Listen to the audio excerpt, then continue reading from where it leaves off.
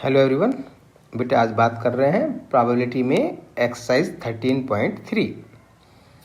देखिए प्रोबेबिलिटी के अंदर ज़रूरी है कि आपको की रीजनिंग यानी कि आपका जो सोचने का जो तरीका है वो थोड़ा सा स्मार्ट होना चाहिए।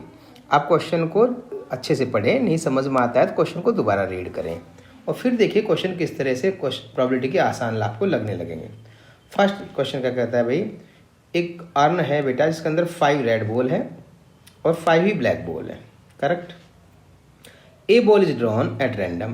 पहले उन्होंने एक बॉल निकाली, इट्स कलर नोटेड, इसका कलर नोट किया। अब दिमाग में आना चाहिए एक बॉल इसने पहले निकाली है, उसका कलर नोट किया है, इसका मतलब बॉल तो रेड और ब्लैक है, इसका मतलब पहली बॉल आपके पास रेड भी निकल सकती है सर, ब्लैक भी निकल सकती है, राइट। फिर कह रहा है इस बॉल को इसने वापस पुट कर दिया अर्न के अंदर, जो भी बॉल कलर का निकला, पता नहीं कौन सा कलर निकला।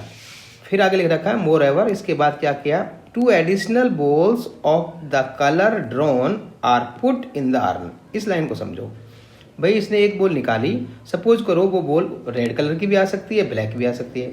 अगर ब्लैक बॉल आती है वो पहली बॉल, तो उसने 2 ब्लैक अंदर वो डाल दिए, ठीक है, उस बॉल को भी डाल दिया, उसके साथ साथ 2 बॉल वो डाल दिए। अगर आपको रेड बॉल निकलती तो आपने रेड बॉल, उसने देखा एक बॉल निकाला, रेड आया, तो उसने रेड बॉल को तो रख दिया वापस, उसके साथ 2 एडिशनल रेड बॉल और पुट कर दिया है, ये इसका मतलब है। फिर कह रहा है then a ball is drawn, फिर उसने दूसरी बॉल निकाली है और आपको ये बताना है कि वो जो बॉल है वो एट रैंडम, और फिर क्वेश्चन है यहाँ पे कि बताओ कि सेकंड बॉल इज रेड, ये क्वेश्चन है। What is the probability that second ball is red, ये पूरा क्वेश्चन है बेटा, ठीक है।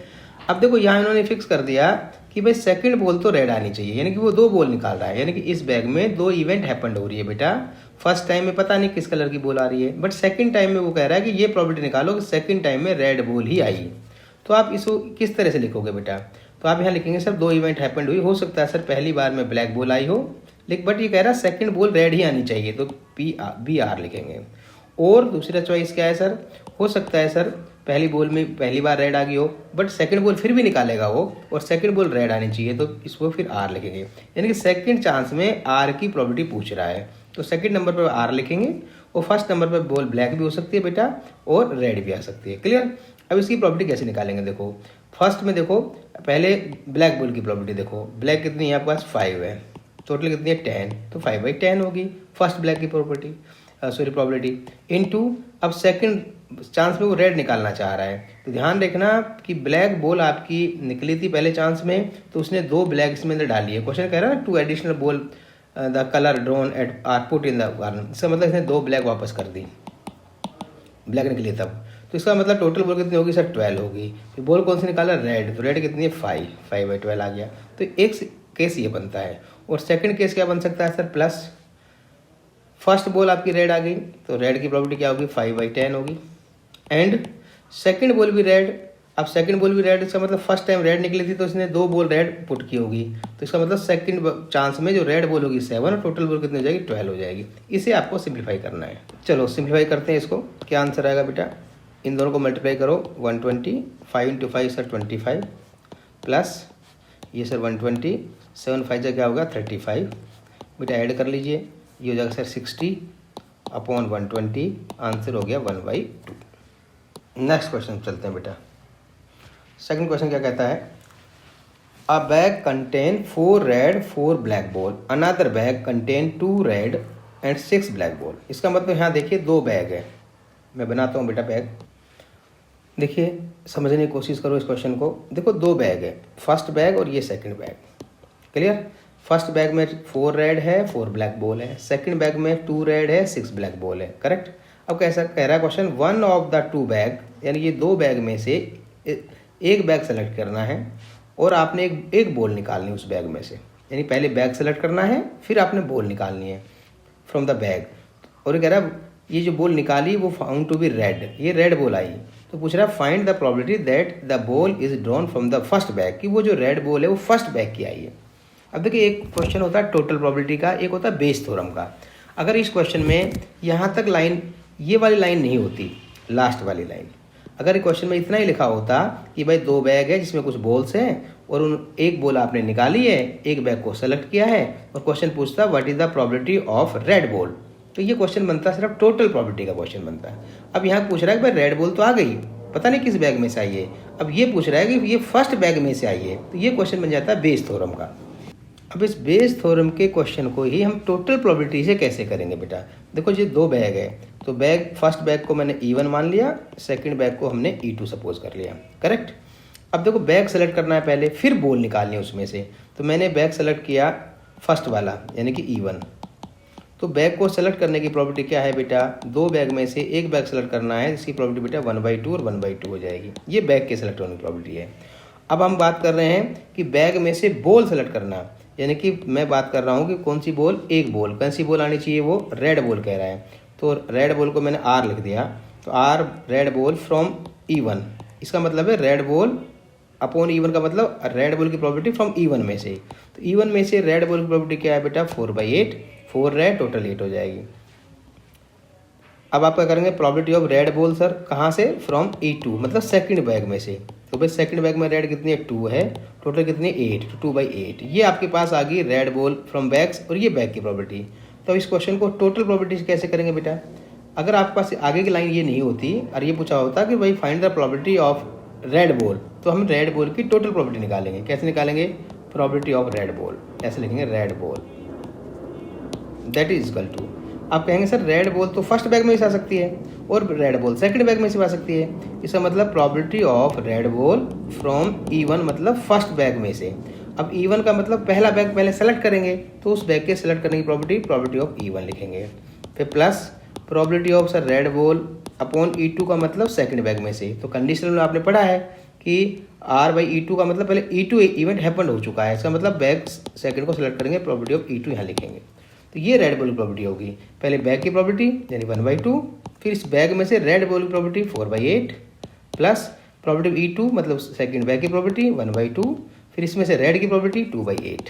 तो इसे कैलकुलेट करेंगे तो ये आएगा 4 1 4, 8 2 16 प्लस 2 1 2 और 8 2 16 यानी कि 6/16।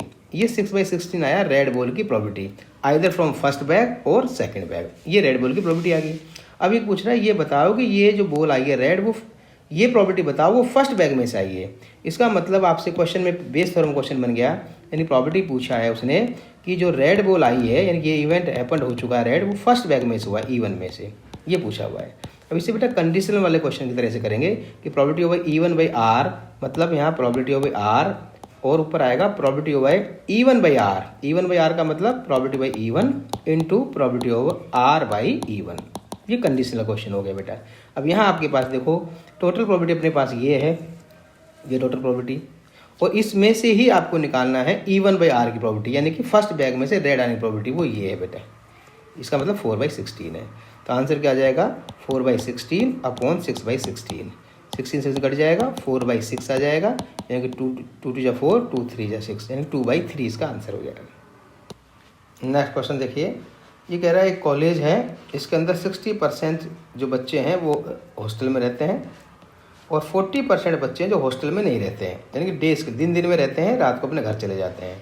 अब क्वेश्चन कहता है प्रीवियस जो रिजल्ट है, प्रीवियस रिजल्ट बताता है कि 30% of all the student who reside in hostel attend A grade and 20% of the day scholar attend A grade in the annual examination. अब यहाँ क्वेश्चन को समझना। अब यहाँ देखिए, यहाँ दो इवेंट है आपका E1 E2। क्या है E1 E2? एक तो जो बच्चे जो बेटा हॉस्टल में रहते हैं, ठीक है, वो है 60% बच्चे, और जो बच्चे हॉस्टल में नहीं रहते हैं जो कि डे स्कॉलर हैं, ओनली डे स्कॉलर वो है 40% बच्चे। क्लियर? तो ये आपके पास E1 E2 हो जाएगा। अब इनमें से जो हॉस्टल में रहते हैं तो A ग्रेड तो इसको भी आ सकता है, A ग्रेड तो इसको भी आ सकता है। क्वेश्चन कह रहा है कि जो हॉस्टल में रह रहे हैं उन बच्चों को A ग्रेड आया है, इसकी प्रॉबिलिटी है 30%, और जो हॉस्टल में नहीं रहते हैं उनको A ग्रेड आया है, उसकी प्रॉबिलिटी है 20%। ये A ग्रेड आने वाले की प्रॉबिलिटी है, A ग्रेड वाले की। ठीक है, अब क्वेश्चन क्या कहता है भाई, at the end of the year one student is selected यानी chosen at random from the college and he has A grade मिला है। तो ये क्या प्रॉबिलिटी है कि स्टूडेंट हॉस्टल आया है, मतलब हॉस्टल में रह रहा है। अगर ये वाली लाइन नहीं होती बेटा, यहाँ ये वाली लाइन, और सिंपल लिखा होता कि eight the end of the year one student is chosen, what is the probability of he has an A grade. इतना सा होता तो टोटल प्रॉपर्टी बन जाता। अब आगे पूछा ए ग्रेड तो आया है लेकिन उस बच्चे का आया जो हॉस्टल में रहता है, तो ऐसे क्वेश्चन को अपन टोटल प्रॉपर्टी से करेंगे। तो सबसे पहले अपन क्या निकालेंगे भाई, ए ग्रेड की प्रॉपर्टी निकालेंगे अपन, total property of a grade यानी कि total property of a grade निकालेंगे। अब आप कहेंगे सर ए ग्रेड तो जो हॉस्टल में रह रहा है उसको भी आ सकता है और ए ग्रेड उसको भी आ सकता है जो हॉस्टल में नहीं रह रहा है, बिल्कुल आ सकता है। तो इसका मतलब ये कैसे करेंगे फिर आप लिखेंगे प्रॉपर्टी ऑफ भाई ए ग्रेड का मतलब मैंने ए लिख दिया, किसको, जो हॉस्टल में रह रहा है, इसको मैंने लिख दिया E1, ये लिख दिया।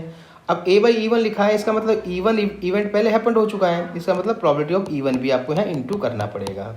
फिर plus property of a grade by E2, मतलब जो हॉस्टल में नहीं रह रहा, तो देखो E2 का मतलब ये इवेंट हैपेंड हो चुकी है अपॉन का मतलब, तो इस प्रॉपर्टी को यहाँ मल्टीप्लाई करना पड़ेगा, प्रॉपर्टी ऑफ E2 ये हो गया, ये इसकी टोटल प्रॉपर्टी हो गई।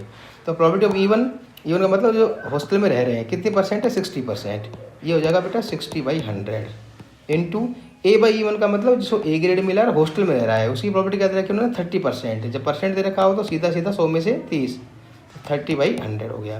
प्लस प्रॉपर्टी ऑफ E2 का मतलब जो डे स्केलर में रह रहे हैं कितने परसेंट है, 40%, इसी प्रॉपर्टी क्या होगी सर 40/100 हो गई, इंटू ए ग्रेड इसको भी आया है, कितने बच्चे हैं 20%, यानी 20/100 हो गया, ये इसकी टोटल प्रॉपर्टी होगी बेटा। तो इंटू कर लो, 6 से 1800 हो जाएगा ऊपर और नीचे बेटा हो जाएगा 10,000 प्लस 84 टू 8, 800 हो जाएगा अपॉन यहाँ भी हो जाएगा 10,000, ठीक है। इसको जोड़ो 1800 800 यानी कि 2600 अपॉन 10,000, ये इसकी टोटल प्रॉपर्टी आ गई बेटा। अब क्वेश्चन कह रहा है कि भाई चलो ए ग्रेड की टोटल प्रॉपर्टी ये आ गई, अब कैसे क्वेश्चन कहता है कि वो बच्चे बताइए जिनकी जो बच्चे ए ग्रेड मिला है वो बच्चे हॉस्टल में रह रहे हैं, उसकी प्रॉपर्टी बताओ। ए ग्रेड तो आ गया और हॉस्टल में रह रहा है उसकी प्रॉपर्टी बताइए, है ना, हॉस्टलर में बता रखा है। तो अब ऐसे क्वेश्चन को ये बेस थ्योरम से आगे कैसे करेंगे, टोटल प्रॉपर्टी हो गया। बेस थ्योरम से कैसे करेंगे भाई, प्रॉपर्टी ऑफ किसकी, हॉस्टल वाले बच्चे की, हॉस्टल का मतलब E1 और उसको क्या आया ए ग्रेड, तो E1 बाई ए फाइंड करना है। तो ऐसे में निकालेंगे तो बेटा टोटल प्रॉपर्टी ये रही, ये टोटल प्रॉपर्टी है। इस टोटल प्रॉपर्टी में ये पूरी टोटल प्रॉपर्टी है, इसमें उसकी प्रॉपर्टी देखो कितनी है, जो ए ग्रेड आया और हॉस्टल में रह रहा है, तो बेटा ए ग्रेड आया और हॉस्टल में रह रहा है उसकी प्रॉपर्टी ये वाली है, तो ये आपका फेवरेबल इवेंट्स बन जाएगा ये, और ये टोटल इवेंट्स बन जाएगा। तो प्रॉपर्टी ऑफ E1 बाई ए क्या लिखेंगे सर, प्रॉपर्टी ऑफ E1 यानी कि हॉस्टल में रह रहा है, प्रॉपर्टी ए बाई E1 यानी कि ए ग्रेड आ रहा है हॉस्टल वाले को, upon total property of a grade यानी प्रॉपर्टी ऑफ ए हो जाएगा। तो ये वैल्यू आपके पास आ जाएगी बेटा। तो ये ऊपर वाली वैल्यू देखो ये रही अपने पास, कितने 1800 अपॉन सा 10,000 अपॉन टोटल प्रॉपर्टी 2600 अपॉन 10,000, ये कैंसिल आउट हो जाएगा। ये आएगा 1800 अपॉन 2600, इसे कटिंग कर लो बेटा, ये जाएगा 18/26, इसे करेंगे आधा करेंगे 9 और ये 13, तो 9/13 इसकी प्रॉपर्टी आएगी। नेक्स्ट क्वेश्चन देखो बेटा, 3 कॉइन्स आर, देखो देर आर 3 कॉइन्स यानी कि 3 कॉइन है, देखो एक कॉइन, दूसरा कॉइन और ये तीसरा कॉइन। अब ये कॉइन में बता रखा है वैरायटी कॉइन की, 1 इज 2 हेडेड कॉइन यानी कि एक कॉइन ऐसा जिसके दोनों तरफ हेड है, ये वाला हो गया वाला, ओके। और दूसरा जो कॉइन है अनदर कॉइन जो है वो 22 कॉइन है। 22 कॉइन का मतलब एक कॉइन को थ्रो करेंगे तो हेड और टेल आने की इक्वली प्रॉबिलिटी होती है, बट ये कह रहा है इक्वली नहीं है, 22 कॉइन है और उसमें हेड जो आता है वो 75% हेड आता है। तो ये मैंने मान लिया इस वाले को, ये 22 कॉइन मान लिया, तो इसमें 75% क्या आता है, हेड आता है, तो यानी 70/100 यानी हेड आने की प्रॉपर्टी है इसके अंदर। तो इसका कटिंग करेंगे 25 3 जा 4 जा, यानी कि इसमें हेड आने की प्रॉपर्टी 3/4 है, तो सर टेल आने की प्रॉपर्टी क्या बन जाएगी 1/4, 1 में से माइनस कर देंगे, क्लियर है। और इसमें तो हेड आने की प्रॉपर्टी क्या होगी सर, बोथ साइड हेड है, इसमें हेड आने की प्रॉपर्टी 1 ही होगी। आगे देखो थर्ड जो कॉइन है वो अनबाइस कॉइन है, इसका मतलब ये इक्वली लाइकली है, यानी कि हेड आने की प्रॉपर्टी इसकी 1/2 और टेल आने की प्रॉपर्टी 1/2। यहाँ तक बात खत्म हो गई। अब आगे देखिए क्वेश्चन को कि किस तरह से टोटल प्रॉपर्टी से अपन बेस थ्योरम तरफ चलेंगे। अब कह रहा है 1 ऑफ 3 कॉइन इज सूजन। अब देखो एक कॉइन आपको चूज करना है, तो आपने कॉइन को मान लिया सर सेलेक्टिंग कॉइन E1 पहले वाला, ये दूसरा कॉइन, ये कॉइन की बता रहा हूँ E2 और ये अपने E3, यानी E1 E2 E3 क्या हो गया, कॉइन 1 कॉइन 2 और कॉइन 3 को सेलेक्ट किया। ये आपने पहले कॉइन को सेलेक्ट करना है। तो जब कॉइन 3 है तो 3 में से एक कॉइन आपको सेलेक्ट करना है, तो प्रॉपर्टी ऑफ E1 हो जाएगा, कॉइन को सेलेक्ट करने की प्रॉपर्टी बेटा 1/3 और प्रॉपर्टी ऑफ E2 यानी सेकंड कॉइन को सेलेक्ट करना है वो 1/3 और कॉइन ऑफ E3 यानी थर्ड कॉइन को सेलेक्ट करना है उसकी प्रॉपर्टी भी 1/3 आ जाएगी। भाई 3 कोइन में से एक कोइन सेलेक्ट करना है आपको, तो पहले वाला कोइन सेलेक्ट करेंगे तो 1/3, दूसरे वाला करेंगे तभी एक ही कोइन है वो भी 1/3, तीसरे वाला भी एक ही कोइन है तो 1/3, तो ये इक्वली लाइकली हो जाएगा तीनों कोइन को सेलेक्ट करने की प्रोबेबिलिटी। ओके, अब कह रहा है फिर एक कोइन जो आपने सेलेक्ट किया था उसको टॉस किया, अब टॉस करने पर क्या आ गया, हेड, सो हेड आ गया। अब पता नहीं किसका हेड आया, ध्यान रखना। अब ये कह रहा है कि एक कोइन सेलेक्ट किया, पता नहीं कौन सा, कोई भी हो सकता है, लेकिन हेड आ गया। इसका मतलब हेड तो सर फर्स्ट वाले कोइन से भी आ सकता है, सेकंड वाले भी आ सकता है, थर्ड वाले कोइन से भी आ सकता है। तो सबसे पहले हम टोटल प्रोबेबिलिटी ऑफ हेड की निकाल लेंगे, यानी कि प्रोबेबिलिटी ऑफ हेड की निकालते हैं, यानी कि इसे कहते हैं टोटल प्रोबेबिलिटी। क्लियर है, टोटल प्रोबेबिलिटी ऑफ हेड। तो मैंने यहाँ लिख दिया पी प्रोबेबिलिटी ऑफ एच, मतलब टोटल प्रोबेबिलिटी ऑफ एच। अब ध्यान रखना, हेड जो आ रहा है वो फर्स्ट कोइन का भी आ सकता है, सेकंड का भी आ सकता है, थर्ड कोइन का भी आ सकता है। तो क्या लिखेंगे सर, प्रोबेबिलिटी ऑफ हेड आया फ्रॉम कहाँ से, E1, मतलब फर्स्ट कोइन से। तो जैसे ही प्रोबेबिलिटी ऑफ H/E लिखा, जो नीचे लिखा है बेटा इसकी प्रोबेबिलिटी को हमें पता है इंटू करना होता है, कंडीशनल पढ़ा था। ऐसे ही plus probability of sir head आया कहाँ से, फ्रॉम E2, यानी E2 हैपेंड हो चुका है, यानी कि E2 का मतलब सेकंड कोइन को सेलेक्ट कर चुके हैं, तो उसकी प्रोबेबिलिटी लिखो इंटू प्रोबेबिलिटी ऑफ E2। ऐसे ही प्लस प्रोबेबिलिटी ऑफ हेड किसके, फ्रॉम थर्ड कोइन से, यानी कि E3, यानी हेड आया थर्ड कोइन से, तो उसको इंटू करना पड़ेगा थर्ड कोइन की प्रोबेबिलिटी से, E3। ये आपके हेड आने की टोटल प्रोबेबिलिटी होगी। तो कितनी बनी ये देखो वैल्यू, प्रोबेबिलिटी ऑफ E1 यानी कि फर्स्ट कोइन के सेलेक्ट करने की प्रोबेबिलिटी 1/3, H/E1 मतलब हेड आया फर्स्ट कोइन से, तो भाई हेड तो दोनों तरफ है, तो 100% हेड आ रहा है, आने आना हेड है, तो इसकी प्रोबेबिलिटी 1 हो गई।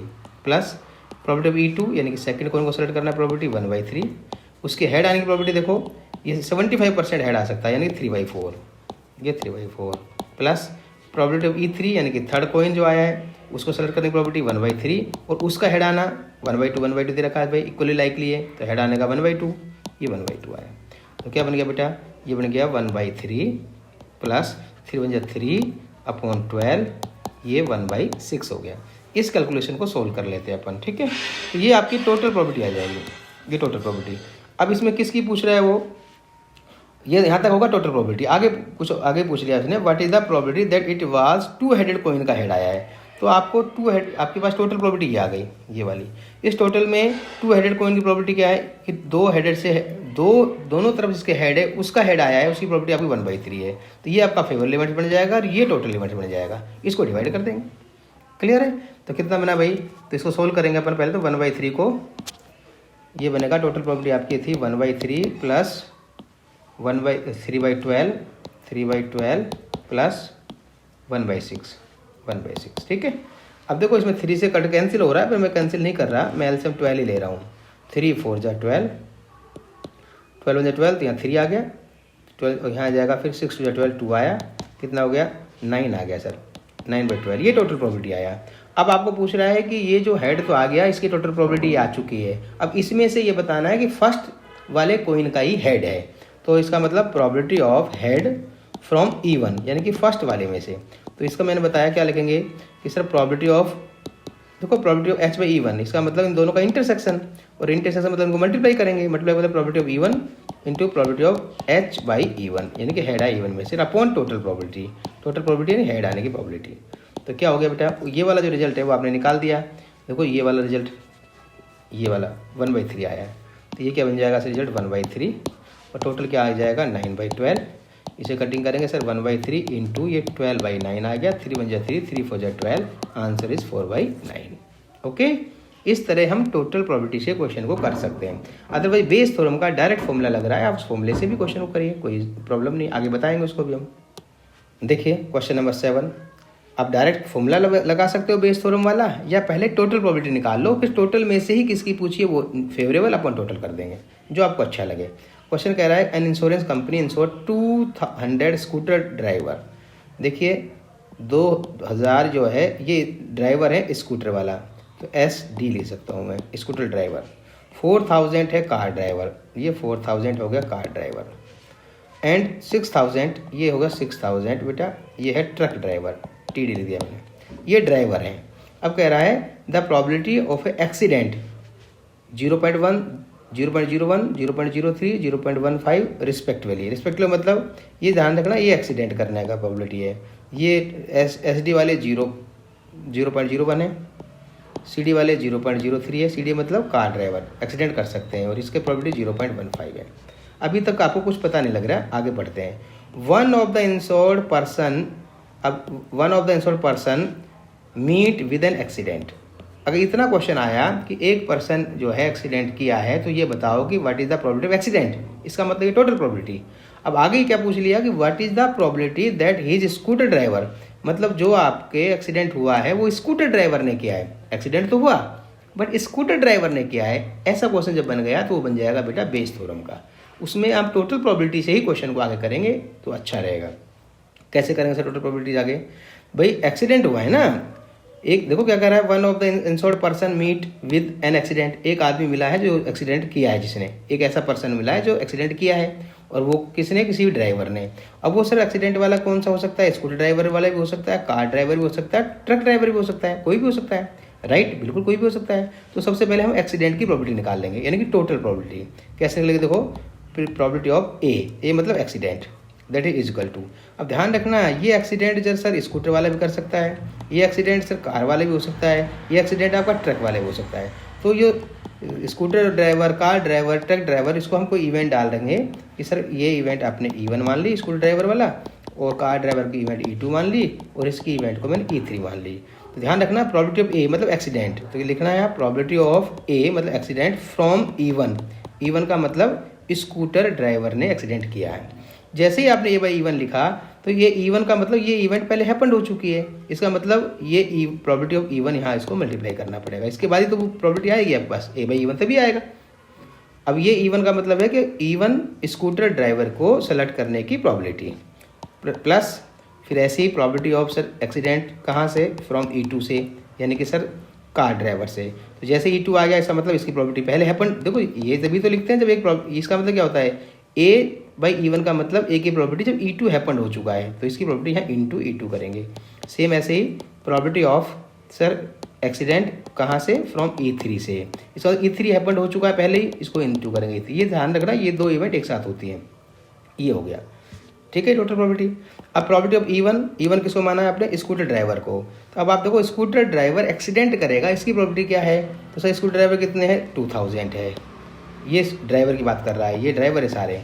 अब ये स्कूटर ड्राइवर है 2000, फेवरल 2000, टोटल ड्राइवर कितने हो गए सर, 2000 प्लस 4 6, और 6 कितना का 12000 हो गए सर, इंटू A/E1, ए का मतलब एक्सीडेंट, फ्रॉम E1 का मतलब स्कूटर से। देखो ये रहा एक्सीडेंट वाला, इसकी प्रोबेबिलिटी क्या देखिए 0.01 दे रखी है, परसेंट नहीं है, 0.01 है, तो ये 0.01 हो गया, प्लस प्रोबेबिलिटी ऑफ E2 का मतलब आपने कार ड्राइवर को माना है, तो कार ड्राइवर को सेलेक्ट करने की प्रोबेबिलिटी क्या हो जाएगी sir, 4000 upon total driver 12000, into a मतलब एक्सीडेंट, E2 का मतलब कार ड्राइवर से, ये प्रोबेबिलिटी दे रखी बेटा 0.03, प्लस E3 का मतलब ट्रक ड्राइवर सेलेक्ट करना, यानी कि कितना टोटल ट्रक ड्राइवर 6000, टोटल कितने हैं 12000, इंटू ए मतलब एक्सीडेंट, E3 मतलब एक्सीडेंट किया किसने, ट्रक ने, ये रहा 0.15, ये आपके पास टोटल प्रोबेबिलिटी आ गई। अब ये तो टोटल प्रोबेबिलिटी आ गया। अब ये पूछा है कि ये एक्सीडेंट तो हो गया, अब ये बताओ ये स्कूटर ड्राइवर ने किया है, तो बेटा इसी में से ही देखो एक केस आएगा कोई ना कोई, कौन सा, स्कूटर ड्राइवर वाला। तो स्कूटर ड्राइवर का मतलब पहले वाला केस, ये वाला, ये प्रोबेबिलिटी ऊपर आ जाएगी और ये टोटल प्रोबेबिलिटी नीचे आ जाएगी, ये आपके पास आंसर आ जाएगा। क्लियर है? अब इसको सिंप्लीफाई कर लो भाई, जीरो कटिंग कर लो भाई, यहाँ पर आपके पास आ रहा है 3 0 से 3 0 कर गया, 2 1 2 2 6 12, यानी कि 0.01 अपॉन 6 हो गया, ठीक है। यहाँ से कटिंग करो, ये जीरो 4 1 4 4 3 12, यानी कि आ गया प्लस 0.03 अपॉन 3 4 3, ठीक है। यहाँ से कटो, ये जीरो 6 1 6 6 2 12, यानी कि आया 0.15 अपॉन 2, ठीक है। अब ये डेसिमल हटा लो इसका, ये जगह sir 1 upon 600 plus 3 upon 300 plus 15 upon 200, ऐसे सोल्व कर लीजिए। बेटर है एलसीएम ले लेते हैं इसका 600 सर, ये आ जाएगा 1 प्लस, ये प्लस है 3 2 6, ये 6 आ जाएगा, ये 3 2 6 2 भागा और 6 होगा, ठीक है। ये 200 को डिवाइड करेंगे, 3 आया, कितना आया 45 आया, कितना होगा ये ऐड करो 45 प्लस 6 51 52, यानी कि 52 upon 600, it is the total probability of accident. अब पूछ रहा है कि एक्सीडेंट स्कूटर ने किया है, तो प्रोबेबिलिटी ऑफ स्कूटर बाई ए का मतलब एक्सीडेंट हुआ है, ये आपके पास फॉर्मूला लगा देंगे। तो यहाँ क्या लिखा जाएगा, probability of total probability of accident, और यहाँ इन दोनों का इंटरसेक्शन, इंटरसेक्शन का मतलब probability of E1 into probability of A by E1, ये आया। अब ये रिजल्ट आपके पास टोटल प्रोबेबिलिटी में एक पार्ट होगा, कोई ना कोई ये वाला पार्ट होगा बेटा, ये वाला पार्ट फर्स्ट वाला स्कूटर वाला ये है, ठीक है। इसको कितना निकाला था अपन ने, यहाँ ये निकाल रखा, यानी कि ये वैल्यू रही, ये आ जाएगा 1/600 अपॉन ये 52/600, ये कैंसिल हो जाएगा, कितना आएगा 1/52। चलिए नेक्स्ट क्वेश्चन पर चलते हैं। Suppose a girls so a die if she get 5 और 6, मतलब एक डाइस को थ्रो किया और डाइस पे 5 आ गया या 6 आ गया एक डाइस के ऊपर, ये दिखा, तो क्या होगा, सी टॉस ए कॉइन 3 टाइम्स, फिर एक कॉइन होगा और उस कॉइन को वो 3 टाइम्स थ्रो करेगी। एक तो अपने पास ये सिनेरियो हो गया। सेकंड है and note the number of head, और नंबर ऑफ हेड इसे नोट किए जाएंगे। सेकंड केस है इफ सी गेट 1 2 3 4, मतलब डाइस को थ्रो किया 5 और 6 नहीं आया, हो सकता है 1 आया, 2 आया, 3 आया, 4 आया, ऐसा आ सकता है ये। तो फिर क्या होगा, सी टॉस ए कॉइन, फिर एक कॉइन को वो एक बार थ्रो करेगी, कॉइन को सिर्फ एक बार थ्रो किया जाएगा, ठीक है। और नोट द वेदर हेड और टेल, यहाँ तक खत्म। आगे देखो, if she obtain exactly 1 head, ये अब क्वेश्चन आता है कि find the probability she obtain exactly 1 head, इतना आ गया। तो इसका मतलब हेड तो सर इसमें वाले में भी आ सकता है, 1 कॉइन एक कॉइन को 3 बार फेंकेंगे जब, और हेड इसमें भी आ सकता है, तो इसमें टोटल प्रोबेबिलिटी निकलेगी। और आगे क्वेश्चन को बढ़ा दिया कि what is the probability that she throw 1 2 3 4 with the die, इसका मतलब जो हेड आया एग्जैक्टली 1 हेड आया वो 1 2 3 4 इस वाली इवेंट में आया होगा, ये निकालना है। इसका मतलब ये बेस थ्योरम क्वेश्चन बन गया। तो पहले टोटल निकाल लेंगे, फिर अपन बेस से क्वेश्चन को करेंगे, देखिए कैसे करेंगे। चलिए अब क्वेश्चन कहता है, ध्यान रखना, if she obtain exactly 1 head, यानी कि एक हेड आया एग्जैक्टली 1 हेड।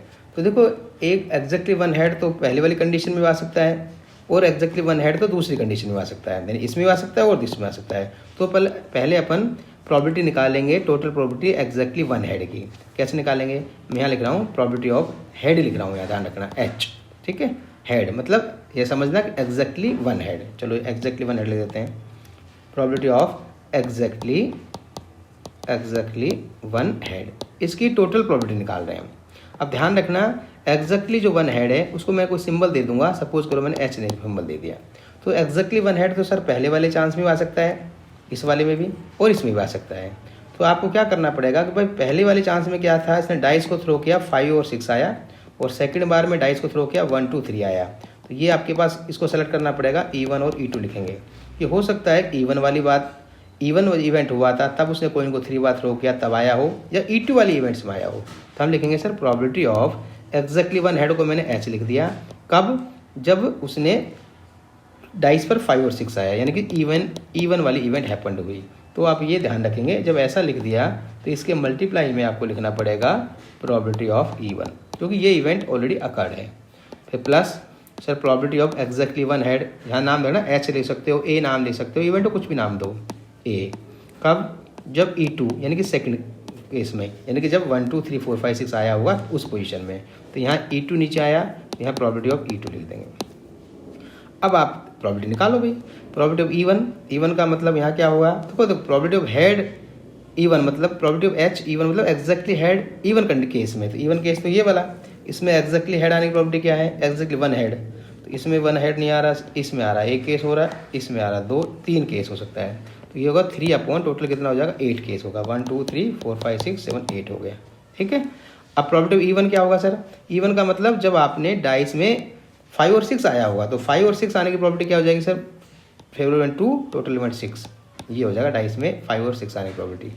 प्लस आगे देखो प्रोबेबिलिटी ऑफ E2 का मतलब डाइस में 1 2 3 और 4 आना, यानी कि फेवरेट इवेंट्स 4 हो जाएगा, टोटल इवेंट्स 4 हो गया।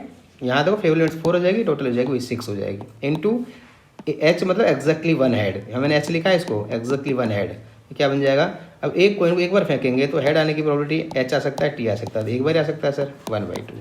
तो इसे आप कॉपी में जब लिखेंगे तो बड़ी सजावट से लिखेंगे क्वेश्चन को, मैं यहाँ आपको डायरेक्ट समझा रहा हूँ करने का तरीका। तो मल्टीप्लाई करो, 3 2 कितना जाएगा 6, ये जाएगा 48, ये 4 1 4 और ये हो जाएगा 12, ठीक है। ये टोटल प्रोबेबिलिटी आ गई है। अब क्वेश्चन में इसको सिंप्लीफाई कर लेते हैं, 6/48 को, ये बन जाएगा 6/48 प्लस 4/12। आप कटिंग भी कर सकते हो, नो इशू, लेकिन मैं कटिंग नहीं कर रहा, मैं यहाँ एलसीएम 48 ही ले रहा हूँ। ये आ जाएगा 6 प्लस 12 4 जा 4 4 16 हो गया, यानी कि 22/48। ये टोटल प्रॉपर्टी आ गई।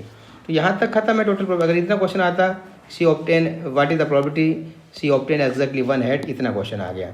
ये टोटल प्रॉपर्टी। अब आ क्या कह रहा है, what is the property she throw the 1 2 3 और 4 विद द डाई। यानी ये क्या प्रॉपर्टी है कि जो एग्जैक्टली वन हेड आया है वो डाइस में 1 2 3 4 आने पर के वाली इवेंट में आया है, यानी इस इवेंट में आया है, यानी कि ये वाला निकालना है। यानी कि E2 यानी कि हेड आया E2 वाली इवेंट्स में, यानी H/E2, यानी कि इसकी प्रॉपर्टी ऊपर आएगी। यानी कि ये आपकी टोटल प्रॉपर्टी है, उसमें ये प्रॉपर्टी ऊपर लिखना है आपको, और टोटल प्रॉपर्टी ये हो जाएगा। यानी फेवरेबल इवेंट्स ये बन जाएंगे और टोटल आपके पास ये बन जाएगा।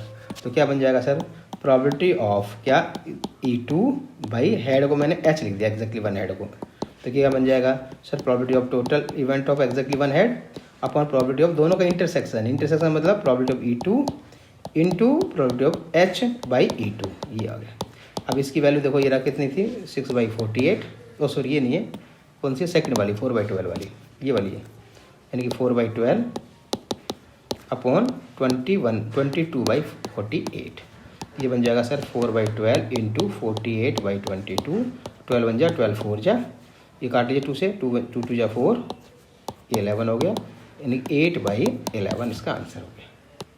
नेक्स्ट क्वेश्चन देखिए, a card from a pack 52 cards. देखो ये जो कार्ड्स है वो है प्लेइंग कार्ड्स, ठीक है। अब 52 पत्ते हैं, एक कार्ड लॉस्ट हो गया, खो गया एक कार्ड।